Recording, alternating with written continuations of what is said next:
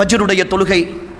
எவனொருவன் அந்த ஃபஜ்ருடைய தொழுகையை ஜமாஅத்தோடு தொழுகிறானோ அல்லது உரிய நேரத்திற்கு தொழுகிறானோ அவன் ஃபஹுவ ஃபீ திம்மத்தில்லாஹ், அல்லாஹ்வுடைய பொறுப்பில் வந்து விடுகிறான்.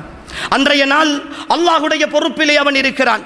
அந்த நாளில் ஏற்படுகிற எல்லா சிரமங்களையும் அல்லாஹ் அவனுக்காக பொறுப்பேற்றுக் கொள்கிறான்.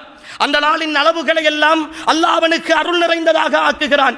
அன்புக்குரியவர்களே, ஒவ்வொரு நாளும் காலையில் இரவு நேரம் நாங்கள் எல்லா வேலைகளையும் முடித்துவிட்டு தாமதமாக தூங்கி அல்லாஹ்வுடைய அருளையும் அல்லாஹ்வுடைய பொருத்தத்தையும் இந்த உலகத்தில் பெற்றுத் தருகிற அல்லாஹும்ம பாரிக் லி உம்மத்தி ஃபீ புகூரிஹா, யா அல்லாஹ் என் சமுதாயத்திற்கு நீ அதிகாலை வேளையில் பரக்கத்து செய்து விடு என்று என் தலைவர் முஹம்மது ஸல்லல்லாஹு அலைஹி வஸல்லம் அவர்களுடைய அருள் நாவால் பிரார்த்தித்த அந்த பிரார்த்தனையினுடைய நேரத்தை அப்படியே தூக்கத்தில் கழித்து துஷ்பிரயோகம் செய்துவிட்டு என்னால் என் போர்வையை கூட போர் தூக்கி எறிந்துவிட்டு அல்லாஹுக்காக பள்ளியில் வந்து சுஜூது செய்ய முடியாத நிலையில் நான் காலையில் வேலைக்கு போகிறேன், அதிக காரியாலயங்களுக்கு போகிறேன், என் தொழிலுக்கு போகிறேன் என்றால் அன்புக்குரியவர்களே, எப்படி சகோதரர்களே என் வாழ்க்கையில் அல்லாஹ்வுடைய பரக்கத்தை நான் எதிர்பார்க்க முடியும்?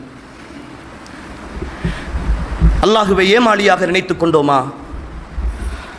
நான் செய்வதை செய்வேன், நீ தருவதை தந்துதான் ஆக வேண்டும் என்பதற்கு அல்லாஹ்வை என்னுடைய அடிமையாக பார்க்கிறேனா?